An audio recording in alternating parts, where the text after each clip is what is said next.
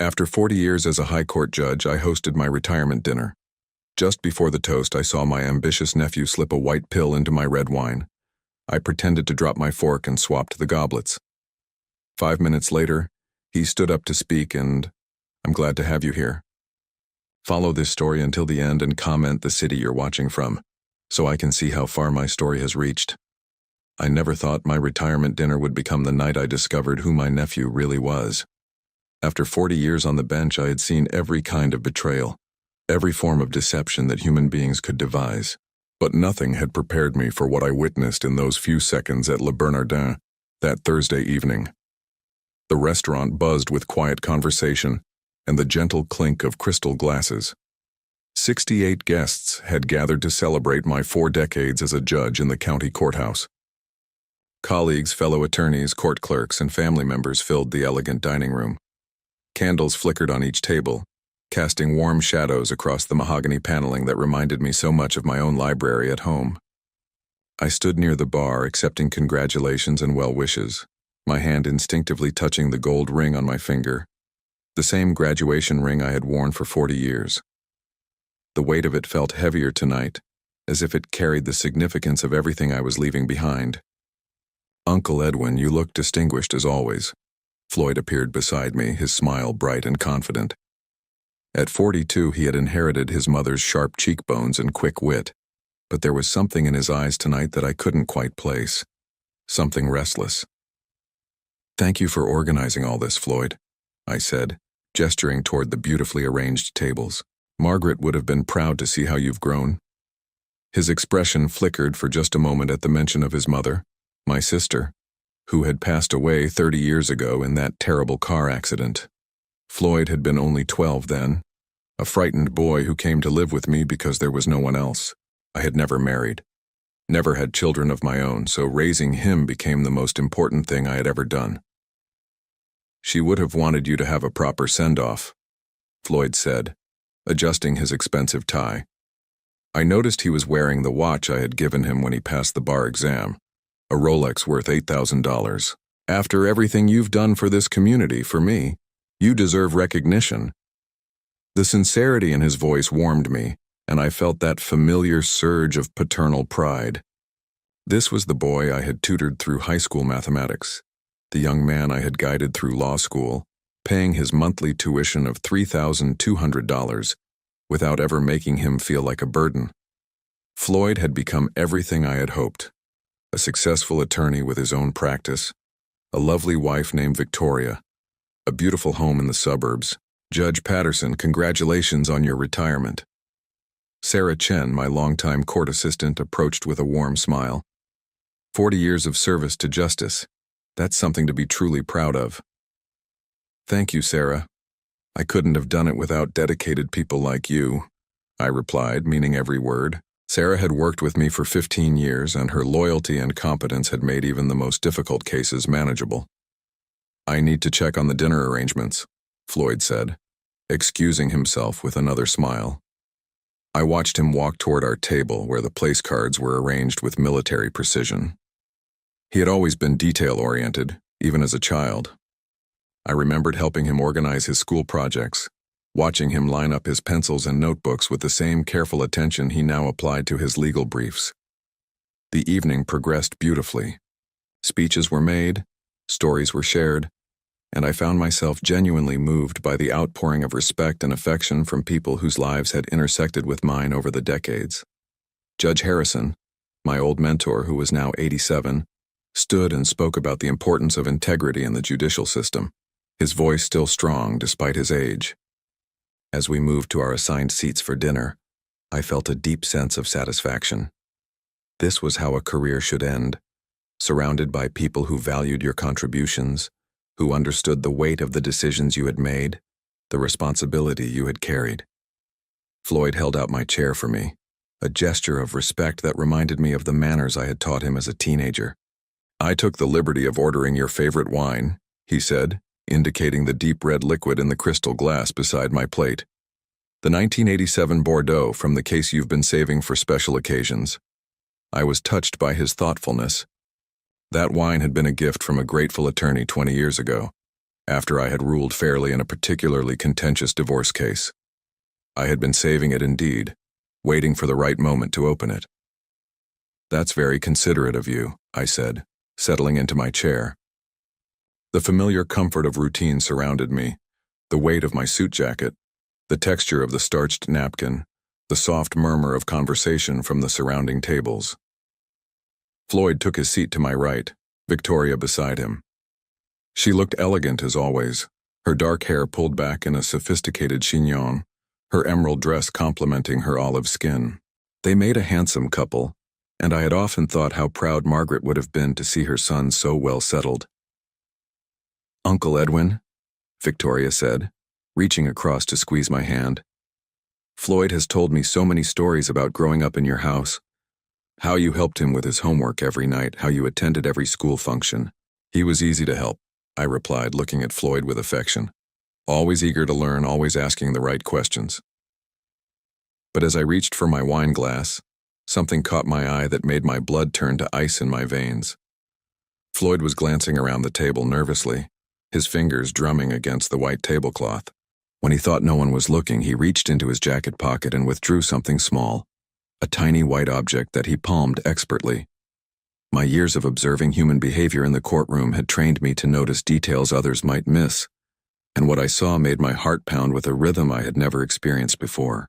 With movements so quick they were almost invisible, Floyd leaned slightly toward my wine glass and dropped whatever he was holding into the dark red liquid.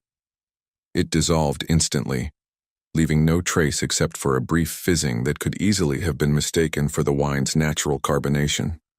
Time seemed to stop. The conversations around me became muffled as if I were underwater. The candlelight wavered, and I felt a strange disconnection from my own body, as if I were watching this scene unfold from somewhere else entirely. The boy I had raised, the nephew I had loved like a son, had just contaminated my drink with something. The implications crashed over me in waves, each one more devastating than the last. This wasn't a prank or an accident.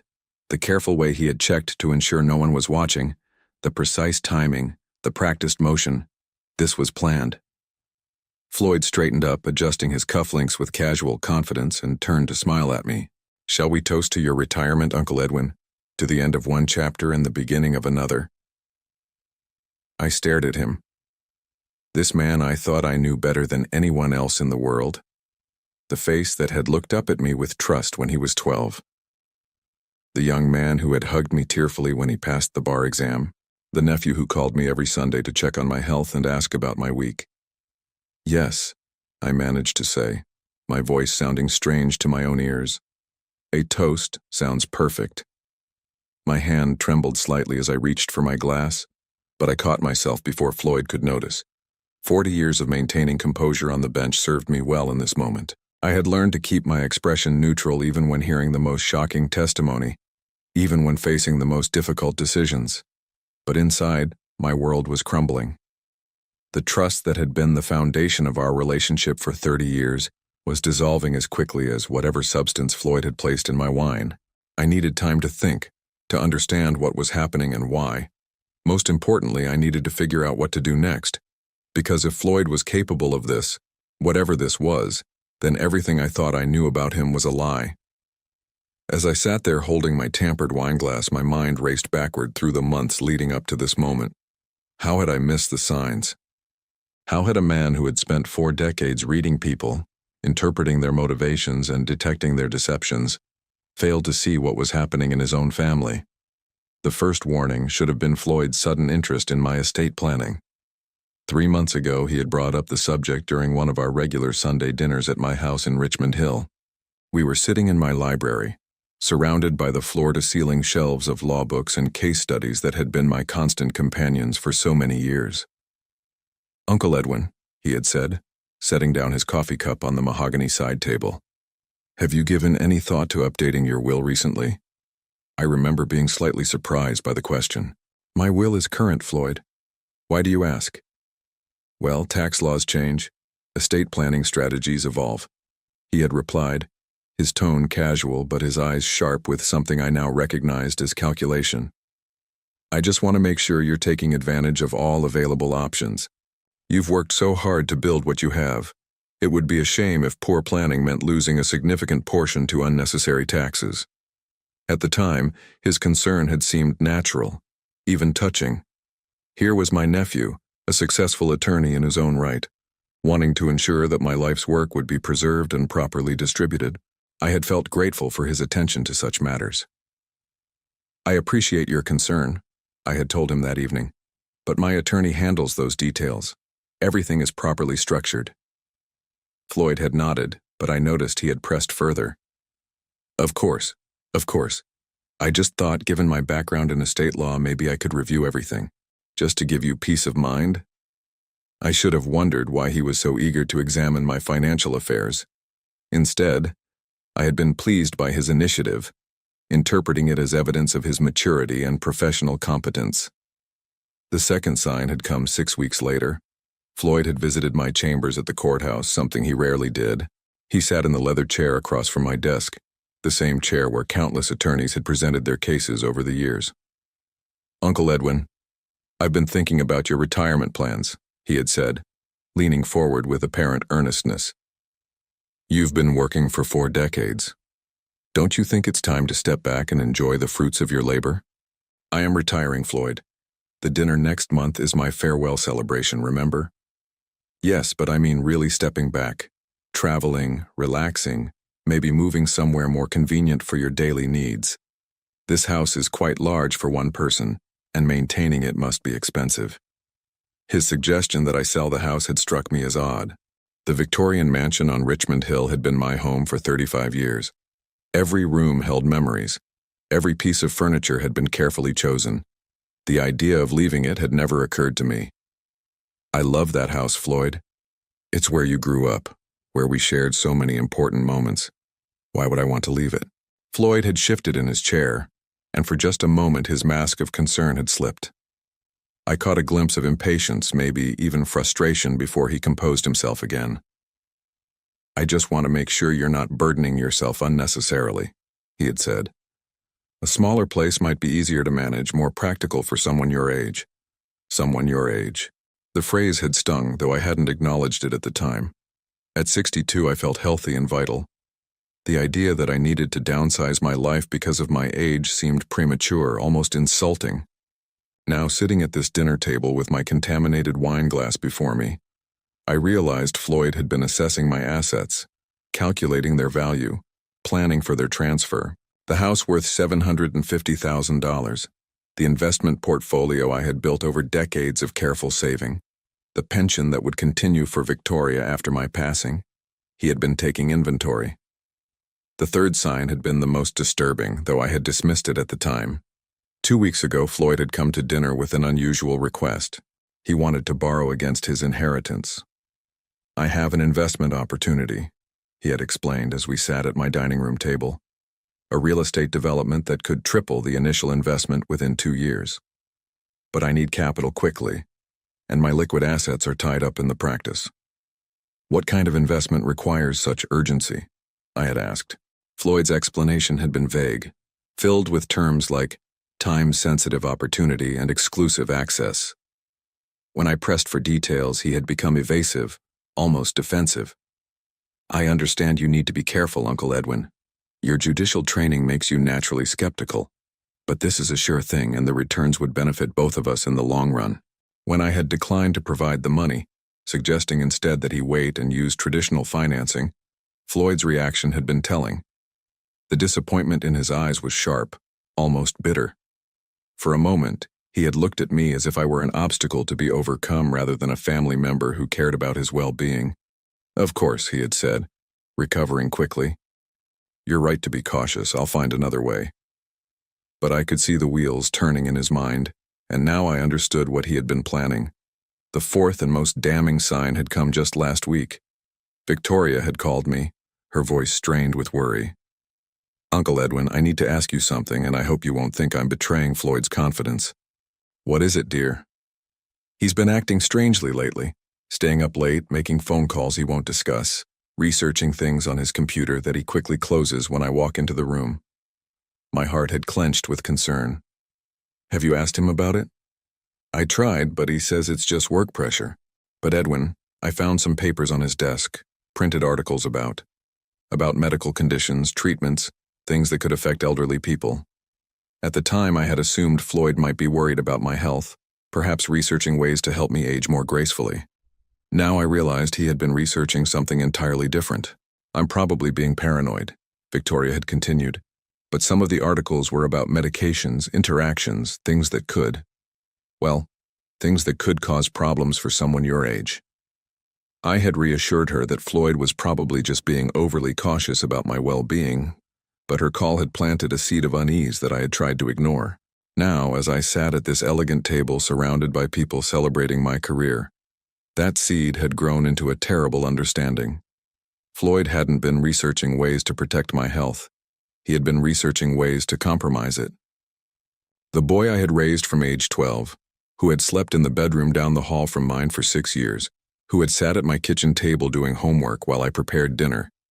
This boy had grown into a man capable of something I couldn't even name. I thought about all the sacrifices I had made for him, the vacations I hadn't taken so I could pay his college tuition of $3,200 every month for 4 years, the social events I had skipped to attend his school plays and soccer games, the relationships I had let fade because raising Floyd had become my primary focus. I had given him everything: love, guidance, opportunity, financial support. I had shared my knowledge, my connections, my home. I had been proud when he chose to study law, thrilled when he passed the bar exam, overjoyed when he started his own practice.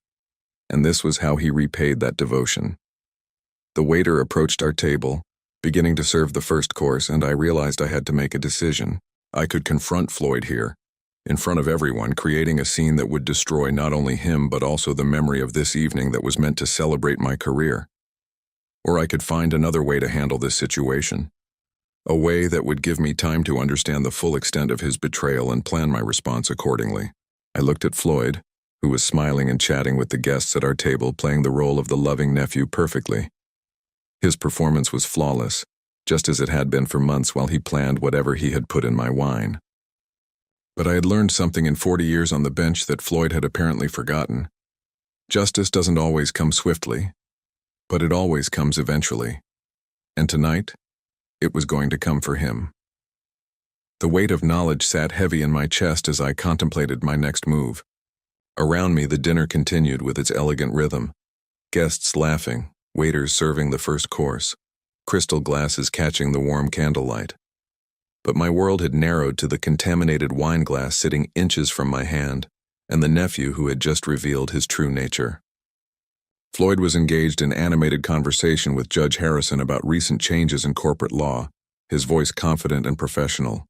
To anyone watching, he appeared to be the perfect nephew, attentive, successful, devoted. But I could see through the performance now, and what I saw chilled me to the bone. I needed to act, but I also needed to be smart about it.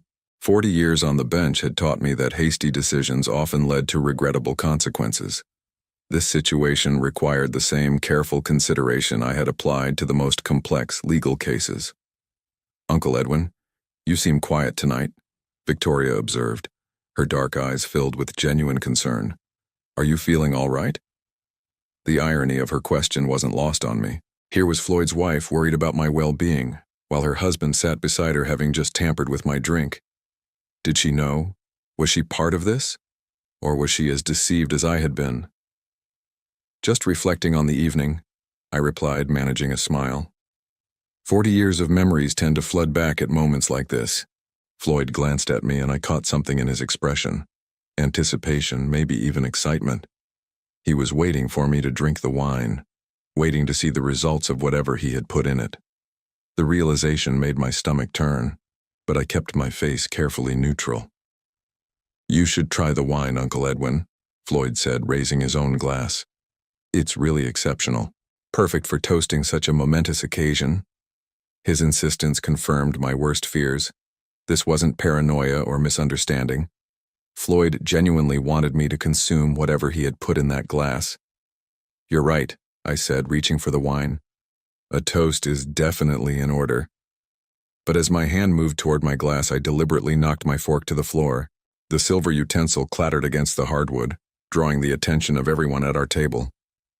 How clumsy of me, I said, bending down to retrieve the fork. In that moment, hidden beneath the white tablecloth, I executed a maneuver that would have impressed any magician.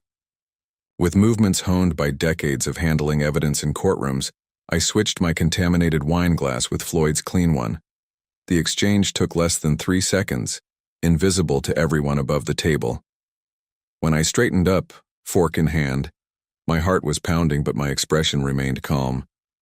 Years of maintaining judicial composure under pressure served me well. I had learned to hide my reactions when hearing shocking testimony, when facing attempts at intimidation, when making decisions that would alter people's lives forever. I should ask for a clean fork, I said to the waiter, who immediately provided one. Floyd was watching me with barely concealed impatience. Now about that toast, he said, lifting what he believed was his own glass but was actually mine, the one that had originally contained whatever substance he had added. Absolutely, I replied, raising what had been his glass, the clean one. The twisted justice of the situation wasn't lost on me. For 30 years I had taught Floyd about right and wrong, about consequences and accountability. Now he was about to learn those lessons in the most direct way possible. To Judge Edwin Harrison, Floyd announced, standing and holding his glass high. His voice carried across our section of the restaurant, drawing smiles and attention from nearby tables. A man who has dedicated his life to justice, who raised me when I had nowhere else to turn, who showed me the meaning of integrity and honor. The words sounded beautiful, heartfelt even. If I hadn't just witnessed his betrayal, I might have been moved to tears. Instead, I felt sick listening to him speak about integrity while holding a glass that contained evidence of his complete lack of it.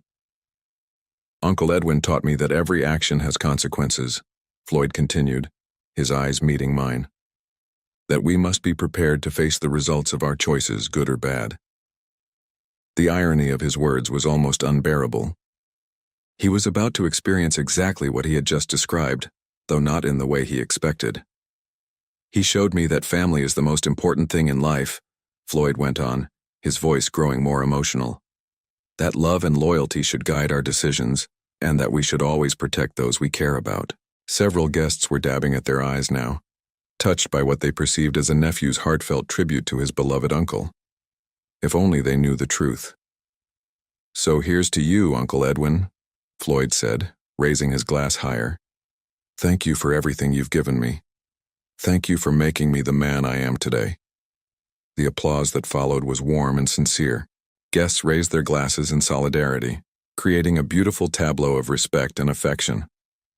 I stood as well, holding my clean glass, and nodded acknowledgement to the room. Thank you all, I said, my voice steady despite the chaos in my heart. Your words mean more to me than you could know. Floyd smiled at me with what appeared to be genuine love, then brought his glass, the contaminated one, to his lips and drank deeply. I watched in fascination as he consumed a significant portion of the wine, apparently savoring its taste. Excellent choice, he said to me, setting the glass down.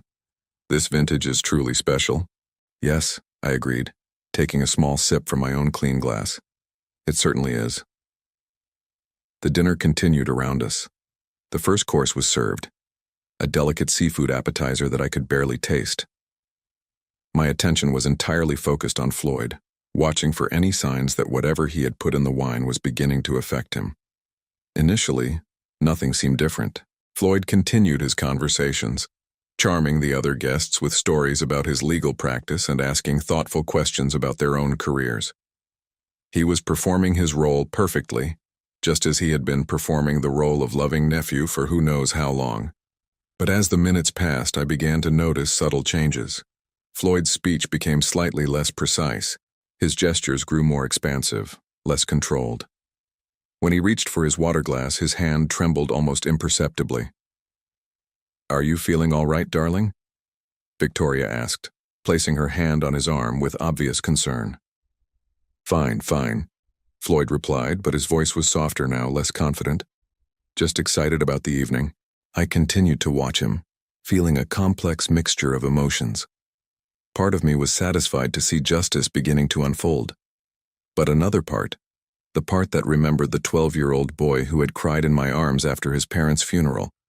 Felt a deep sadness at what Floyd had become. 20 minutes after the toast, Floyd excused himself to use the restroom. I watched him walk across the restaurant, noting the slight unsteadiness in his gait that wasn't quite noticeable, unless you knew what to look for.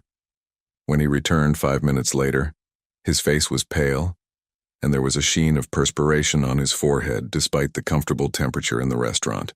"Floyd, you don't look well," Judge Harrison observed with the sharp eyes of a man who had spent decades reading people.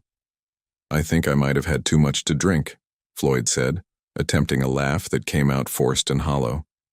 "The excitement of the evening, I suppose." But I could see the confusion in his eyes, the growing realization that something was very wrong. He looked at his wine glass, then at me, and for a moment I saw a flicker of understanding cross his features. "Uncle Edwin," he said slowly, his voice taking on an edge of suspicion, "didn't you drop your fork earlier?" "Yes," I replied calmly, meeting his gaze directly. "Clumsy of me, wasn't it?" Floyd stared at me for a long moment, and I could see his mind working, trying to piece together what had happened. His eyes moved from his glass to mine, then back again. The color drained from his face as the implications began to dawn on him. "I think," he said carefully, gripping the edge of the table, "I think I need some fresh air."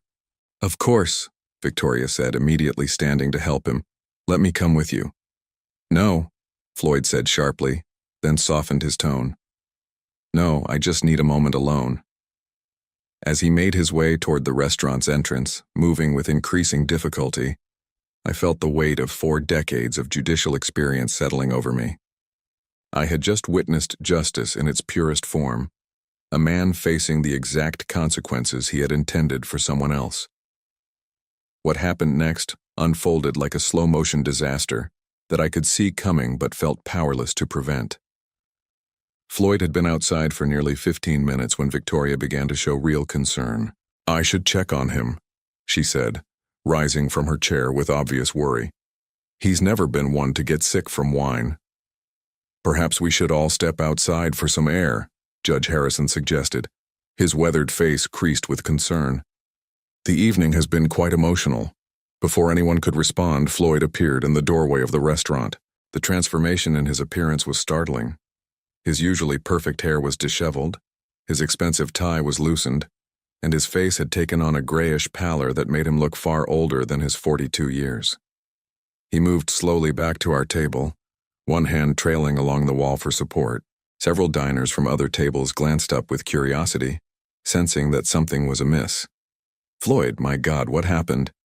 Victoria jumped up to help him, her voice tight with alarm. "I'm fine," he said, but his words were slightly slurred now, and the tremor in his hands was becoming more pronounced. "Just need to sit down for a moment." As he lowered himself into his chair, I could see the confusion and growing panic in his eyes. Whatever he had put in my wine was affecting him far more severely than he had anticipated. The irony wasn't lost on me. Floyd had miscalculated the dosage, perhaps assuming that my age would make me more vulnerable to whatever substance he had chosen. "Should I call a doctor?" Sarah Chen asked from across the table, her natural concern for others overriding any confusion about the situation. "No, no," Floyd said quickly, too quickly. "I just need water." But even as he reached for his water glass, his coordination failed him. The glass slipped from his trembling fingers and shattered against his dinner plate, sending crystal shards across the white tablecloth. The sound drew attention from every table in our section of the restaurant. A collective gasp arose from our guests. Victoria immediately knelt beside Floyd's chair, her dark eyes wide with fear. "Darling, you're scaring me. Tell me what's wrong." For a moment, Floyd's gaze met mine across the table. In his eyes, I saw the full realization of what had occurred. He understood that I had discovered his plan and turned it back on him. But more than that, I could see the dawning comprehension that whatever he had intended for me was now coursing through his own system. "Uncle Edwin," he whispered, his voice barely audible above the concerned murmur of voices around us. "I need to talk to you. Alone." The desperation in his tone was unmistakable. Here was a man who had just realized that his carefully laid plan had backfired spectacularly. and who was beginning to face consequences he had never imagined for himself. "I think you should focus on feeling better first," I replied calmly, though my heart was racing with adrenaline. "Perhaps some fresh air would help?" Floyd tried to stand, but his legs wouldn't support him properly. He gripped the table's edge, his knuckles white with the effort of remaining upright. "Something's wrong," he said, no longer trying to hide his distress. "Something's very wrong." Judge Harrison, with his decades of experience reading people and situations, leaned forward with sharp attention. "Floyd, you mentioned earlier that you might have had too much to drink, but this seems like something more serious. Are you taking any medications that might interact with alcohol?" The question hit Floyd like a physical blow. His face went even paler, and I could see him struggling to find an answer that wouldn't reveal the truth. He began, then stopped. His breathing was becoming labored, and small beads of sweat were forming on his forehead, despite the comfortable temperature in the restaurant. Victoria placed her hand on his arm, her concern deepening. "Floyd, you're frightening me. Please let someone call for medical help." "No!" The word came out sharper than Floyd intended, drawing even more attention from nearby tables. Restaurant staff were beginning to hover nervously at the edges of our section, clearly uncertain about how to handle the situation. I watched all of this unfold with a mixture of fascination and deep sadness. This wasn't how I had wanted the evening to end. Part of me had hoped that confronting Floyd privately might have led to a confession, perhaps even to understanding why he had chosen this path. Instead, his plan had collapsed publicly, in front of 68 people who had gathered to celebrate my career. "Floyd," I said quietly, leaning toward him, "perhaps you should tell us exactly what you think might be causing this reaction. It might help if medical professionals know what they're dealing with." His eyes widened at the implication of my words. I was offering him a chance to confess, to explain what he had put in the wine so that appropriate help could be provided. But confession would mean admitting to everyone present what he had attempted to do to me. I can't. Floyd struggled with the words, his moral cowardice warring with his growing physical distress. That's when Judge Harrison demonstrated why he had been such a respected jurist for over 50 years. With the sharp instincts that had made him legendary in the legal community, he looked from Floyd to me, then back to Floyd, and I could see understanding dawning in his wise old eyes. "Young man," Judge Harrison said in the authoritative tone that had commanded respect in courtrooms for decades, "I suggest you tell us immediately what substance you've ingested, because your condition appears to be deteriorating rapidly." The directness of the question coming from such a respected figure seemed to break something inside Floyd. His carefully constructed facade finally crumbled completely. "I didn't mean for this to happen," he said, his voice cracking with desperation. "It was supposed to be. It wasn't supposed to affect me." A shocked silence fell over our table. Victoria stared at her husband with growing horror, beginning to piece together the implications of his words. "What wasn't supposed to affect you?" she asked, her voice barely above a whisper. Floyd looked around the table at all the faces staring at him, people who had known him for years, who had watched him grow up, who had celebrated his achievements and considered him family. The weight of their scrutiny seemed to crush him. "The wine," he finally admitted, the words tumbling out in a rush. "I put something in Uncle Edwin's wine, but he switched the glasses when he dropped his fork. I drank it instead." The collective intake of breath from our table was audible even over the restaurant's ambient noise. Victoria's hand flew to her mouth, her face going pale with shock. Sarah Chen sat back in her chair as if she'd been struck. Judge Harrison's expression hardened into the stern mask he had worn when pronouncing sentences on convicted criminals. "You did what?" Victoria's voice was high and strained, hardly recognizable. But before Floyd could answer, his condition worsened dramatically. His breathing became rapid and shallow. His hands began to shake uncontrollably and his eyes lost their focus. "Call 911. Judge Harrison commanded with the authority of a man accustomed to being obeyed immediately. As chaos erupted around our table, Victoria crying, guests pulling out their phones, restaurant staff rushing to help, I found myself strangely calm. After 40 years of dealing with crises in the courtroom, I had learned to remain steady when others panicked, but as I watched Floyd struggling with the consequences of his own actions, I felt no satisfaction, no sense of victory. Instead, I felt the profound sadness of a man who had just watched someone he loved destroy himself. The boy I had raised, the nephew I had cherished, had revealed himself to be someone I didn't recognize. And now he was facing the exact fate he had planned for me, learning too late that some actions can never be undone. The hospital waiting room felt sterile and cold, a stark contrast to the warm elegance of Le Bernardin, where this nightmare had begun just 4 hours earlier. I sat in one of the uncomfortable plastic chairs, still wearing my retirement dinner suit, watching the controlled chaos of Mount Sinai's emergency department through glass doors that swooshed open and closed with mechanical precision. Victoria sat across from me, her elegant emerald dress now wrinkled and stained with tears. She hadn't spoken to me directly since Floyd's confession at the restaurant, but I could feel her staring at me with a mixture of confusion, anger, and desperate need for answers. Judge Harrison had insisted on coming with us, his 87-year-old frame moving with surprising agility as he navigated the hospital corridors. Sarah Chen had stayed behind to explain the situation to our dinner guests and handle the aftermath of what would undoubtedly become the most talked-about retirement party in the county's legal community.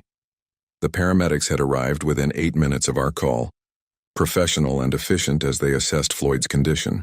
I had watched them work, answering their questions about his symptoms with clinical detachment, while inside I wrestled with emotions I couldn't fully identify. "Mr. Holloway?" A young doctor in blue scrubs emerged from the treatment area, clipboard in hand. Dr. Martinez, according to his name tag, looked tired but alert. "Your nephew is stable now. We've administered treatment to counteract the substance in his system." Victoria jumped up immediately. "Can I see him?" "In a few minutes. We need to keep monitoring him, but the worst has passed." Dr. Martinez turned to me. "The police would like to speak with you about what happened." I nodded, having expected this. Of course.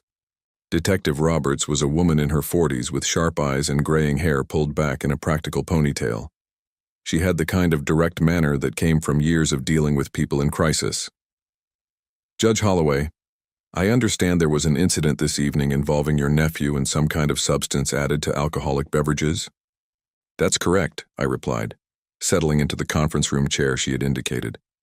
"Floyd admitted to tampering with my wine glass. When I accidentally switched our glasses, he consumed whatever he had put in mine." Detective Roberts made notes as I spoke. "Do you have any idea what substance he used?" "No, though I assume the hospital tests will reveal that information." "They will. What I'm trying to understand is the sequence of events. You say you accidentally switched glasses?" I paused, weighing my words carefully. 40 years of legal experience had taught me the importance of precision in testimony. I dropped my fork and bent down to retrieve it. During that time, our glasses were switched. Whether it was accidental or intentional is difficult to determine. The detective studied my face for a long moment. "Judge Holloway, given your legal background, I'm sure you understand that if this was intentional retaliation, it could constitute a crime." "I understand the law, detective. I also understand that a man who tampers with someone else's drink bears responsibility for the consequences of that action, regardless of who ultimately consumes the substance." She nodded slowly. "We'll need a full statement from you, and we'll be investigating the incident thoroughly. Your nephew could face serious charges for what he attempted." After giving my statement, I returned to the waiting room to find Victoria pacing near the windows. The mascara that had run down her cheeks earlier had been cleaned away, but her eyes were red and swollen from crying. "They're letting me see him now," she said without looking at me. "The doctor says he'll recover completely, but it will take time." "I'm glad to hear that," I said, meaning it despite everything that had happened. Victoria turned to face me then, her expression a mixture of pain and accusation. "How could you do this to him, Edwin? How could you let him drink something that dangerous?" The question hit me like a physical blow. Even after Floyd's public confession, she was finding a way to make me responsible for his suffering. "Victoria," I said gently, "Floyd put that substance in my drink, intending for me to consume it. He made that choice. He bears the responsibility for what happened. But you knew, she said, her voice rising. You knew and you let him drink it anyway. Judge Harrison, who had been sitting quietly in the corner, spoke up with the authority that had made him legendary in legal circles. Young lady, I suggest you direct your anger where it belongs. Your husband attempted something unthinkable tonight. Victoria's face crumpled. I don't understand any of this. Floyd loves Edwin. He's always talked about how grateful he is for everything Edwin did for him. Why would he? Why would he try to hurt him? That was the question I had been asking myself since the moment I witnessed Floyd tampering with my wine. Why had the boy I raised, the young man I loved like a son, chosen to betray me in such a fundamental way? I think, Judge Harrison said quietly, that's a question only Floyd can answer. 20 minutes later, a nurse led us to Floyd's room. He was awake, propped up against white pillows, with an IV line running into his left arm. The confident, charismatic attorney from the dinner party was gone, replaced by someone who looked fragile and defeated. Uncle Edwin, he said when he saw me, his voice hoarse from the medical procedures. I'm sorry. I'm so sorry. I pulled a chair close to his bed, noting how Victoria remained standing near the door, as if she couldn't decide whether to comfort her husband or maintain distance from him. Floyd, I need you to help me understand something, I said, leaning forward. Why? What drove you to do this? He closed his eyes, and when he opened them again, they were filled with tears. The practice is failing, Uncle Edwin. I'm drowning in debt. Victoria doesn't know how bad it is. I've been hiding it from everyone. The admission hung in the air between us. Victoria gasped, her hand flying to her throat. How much debt? I asked. $240,000. Bad investments, poor financial decisions, clients who didn't pay. It snowballed faster than I could control it. I felt a familiar heaviness in my chest, the same feeling I had experienced when sentencing young offenders whose lives had been derailed by poor choices and circumstances beyond their control. So you thought the solution was to... What exactly? What did you put in my wine? Floyd's face flushed with shame. Something I got from a client who couldn't pay his fees. He said it would cause someone to become disoriented, maybe lose consciousness for a while. I thought if you had some kind of medical episode, maybe a mild stroke or heart incident, you might decide to restructure your estate, maybe give me early access to my inheritance. The calculated coldness of his plan was breathtaking. He hadn't just intended to harm me. He had planned to use my supposed medical crisis as leverage to extract money from me. Floyd, Victoria whispered from the doorway, her voice breaking. You planned to fake a medical emergency to manipulate inheritance money? I was desperate, he said, turning toward her with pleading eyes. I didn't want to hurt him permanently. I just needed a way to access funds quickly. But you had no idea what that substance would actually do to him, Judge Harrison interjected, his voice stern. You experimented with his health based on the word of someone who gave you an unknown chemical as payment for legal services. Floyd's shoulders sagged as the full weight of his actions settled over him. I know how it sounds. I know how terrible it is. But I was out of options. The creditors were threatening everything, the house, the practice, our entire life. So you decided to threaten mine instead, I said quietly. He looked at me then with the same expression he had worn as a 12-year-old boy when he had broken something valuable and was waiting for punishment. But this wasn't a broken vase or a missed curfew. This was a betrayal that cut to the very core of everything I had believed about our relationship. I never meant for it to go this far, he whispered. When I saw you switch the glasses, I thought about stopping you. But I was too afraid of what would happen if you found out what I had done. So you drank it yourself and hoped for the best? I panicked. I didn't know what else to do. Victoria moved closer to the bed, her face a mask of devastation. Floyd, you've destroyed everything. Our marriage, your relationship with Edwin, your career. How could you think this was the answer? Because I was a coward, Floyd said simply. I was too proud to ask for help, too ashamed to admit I had failed, too weak to face the consequences of my mistakes. I sat back in my chair, processing everything he had told me.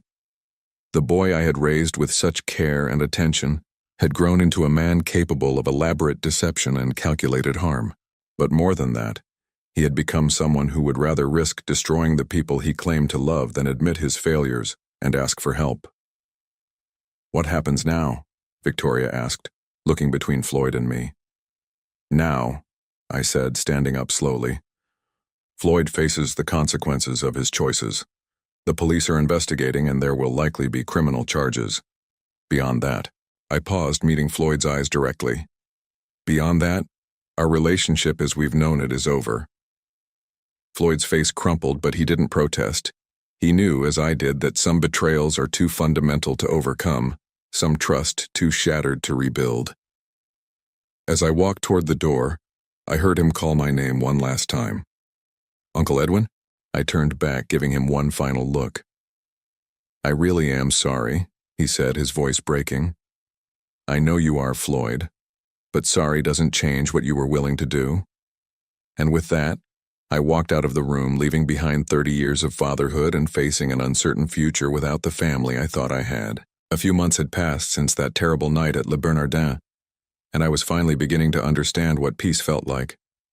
I stood on the deck of my new home in Asheville, North Carolina, watching the morning mist rise from the Blue Ridge Mountains, a cup of coffee warming my hands as the autumn air carried the scent of pine and distant wood smoke. The house was smaller than my Victorian mansion in Richmond Hill, a modest 3-bedroom cabin that I had purchased for $275,000.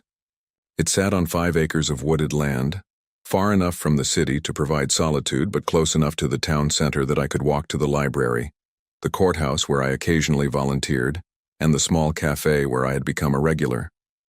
Moving here hadn't been an easy decision.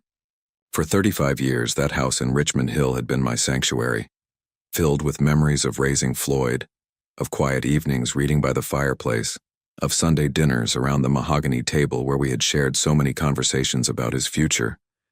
But after the trial, after everything that had been revealed, those memories had become too painful to bear. Floyd had been sentenced to 2 years in prison for assault with a dangerous substance. The trial had been swift and decisive. His confession at the restaurant, witnessed by dozens of respected members of the legal community, had made defending his actions impossible. His law practice had collapsed within weeks of his arrest, and Victoria had filed for divorce before the trial even began. I had attended the sentencing, sitting in the gallery as Floyd stood before Judge Martinez, a woman I had mentored early in her career. When she asked if I wanted to make a victim impact statement, I had declined. There was nothing I could say that would capture the depth of the betrayal, nothing that would help him or anyone else understand the complexity of my feelings. The house sale had taken 3 months to finalize. I had sold it to a young family with 2 children, and seeing their excitement as they explored the rooms where Floyd had grown up had brought me both sadness and a strange sense of closure. Perhaps those walls would witness happier times, healthier relationships, children who would grow up to honor rather than exploit the love given to them. I had kept very little from my old life. Most of the furniture had been sold or donated. The law books went to the county law library. The fine china and crystal, including those red wine glasses that had played such a crucial role in my salvation, were given to Sarah Chen, who had remained a loyal friend throughout the ordeal. But I had kept a few things. The photograph of my sister Margaret, Floyd's mother, still sat on my bedside table. The carving set my father had given me when I graduated from law school remained in my kitchen drawer. And my judicial robes hung in the closet, not because I planned to wear them again, but because they represented 40 years of service I was proud of, regardless of how that service had ended. The money from the house sale, combined with my retirement savings, had given me more financial security than I had ever expected to have. My pension provided $1,800 per month, which was more than sufficient for my simple lifestyle. I had even been able to establish a scholarship fund at the law school, the Margaret Holloway Memorial Scholarship, named after my sister, designed to help students from disadvantaged backgrounds pursue legal careers. My days now followed a peaceful routine that would have seemed impossible during my years on the bench.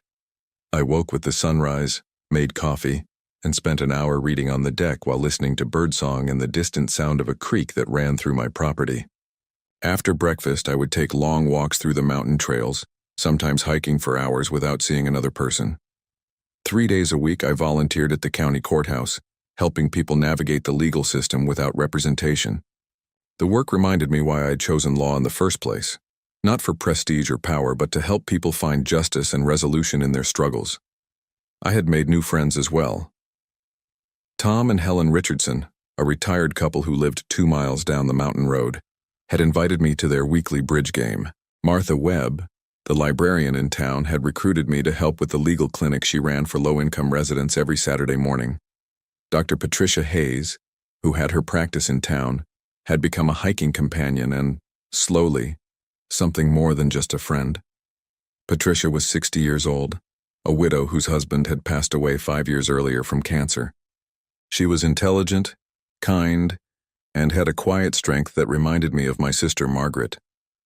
We had met at the farmer's market, where she was buying vegetables for what she later told me was a disastrous attempt at making vegetable soup. I had offered to share my own recipe, which had led to dinner at my house, which had led to many more dinners and long conversations about life, loss, and the possibility of new beginnings. "You seem lighter," she had told me one evening as we sat by my fireplace, watching the flames dance against the stone hearth I had built myself during my first month in the cabin. "Lighter? Like you're carrying less weight.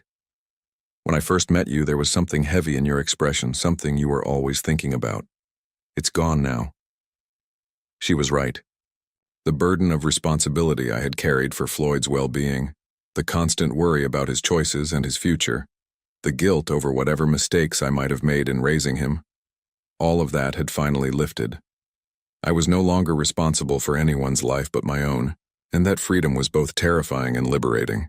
I had received one letter from Floyd during his incarceration. It had arrived 3 months after the trial, forwarded by my attorney since Floyd didn't have my new address. The letter was 7 pages long, filled with apologies, explanations, and requests for forgiveness. He wrote about his regrets, his plans for rehabilitation, his hopes that we might someday reconcile. I had read it twice, then filed it away without responding. Some bridges once burned cannot be rebuilt. Some trust once broken cannot be repaired. Floyd would have to find his way forward without my guidance or support, just as I was learning to find my way forward without the identity of being his protector and provider. The most surprising aspect of my new life was how little I missed my old one. I had expected to feel lost without the structure and purpose that had defined my existence for so many decades. Instead, I felt discovered, as if I was finally meeting the man I had always been beneath the roles I had played. On this particular morning, as I stood on my deck watching the sunrise paint the mountains in shades of gold and crimson, my phone rang. The caller ID showed Sarah Chen's number. "Good morning, Sarah," I answered, settling into my deck chair.